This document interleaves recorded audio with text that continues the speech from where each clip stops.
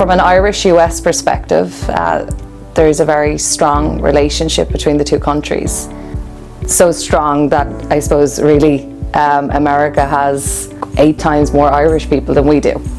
So Ireland is a country of 5 million people, and there are currently 34 million Americans who claim Irish ancestry. So that's quite a compelling reason, I suppose, really, to stay together and to trade together. Ireland is a small country, so our entrepreneurs and our businesses tend to get to scale quite fast, and then they usually expand internationally. Up to maybe 3-4 years ago, our largest trading partner would have been the UK, but the United Kingdom decided to leave the European Union, and a lot of disruption and chaos followed that. Everything we saw after Brexit was really, there was a sense of urgency about how do we create relationships in the US.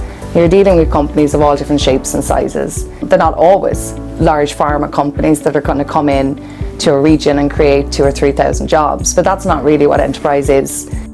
98% of global enterprise is made of small to medium enterprises. So Irish entrepreneurs, I suppose, refocused on larger markets, would have been the US market, and that has created a wave of movement, foreign direct investment from Ireland into the US.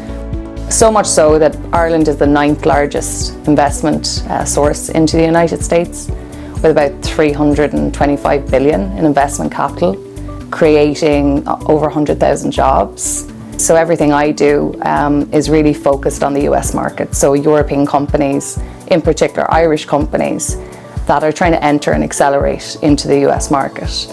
We've seen a huge interest in identifying new alternative locations in the US where relationships can be formed and I suppose partnerships can be formed in communities that may not necessarily be as crowded or as busy, and they may get some more attention, to be honest.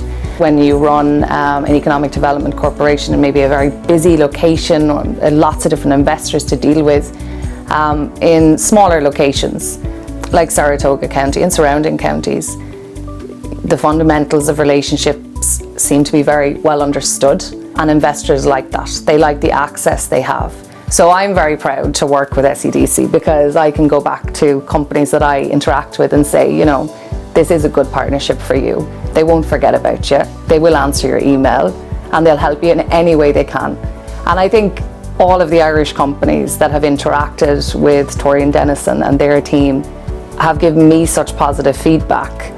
And that again has a ripple effect because Ireland is small and they tell. And so there's a natural kind of cult nearly following, building.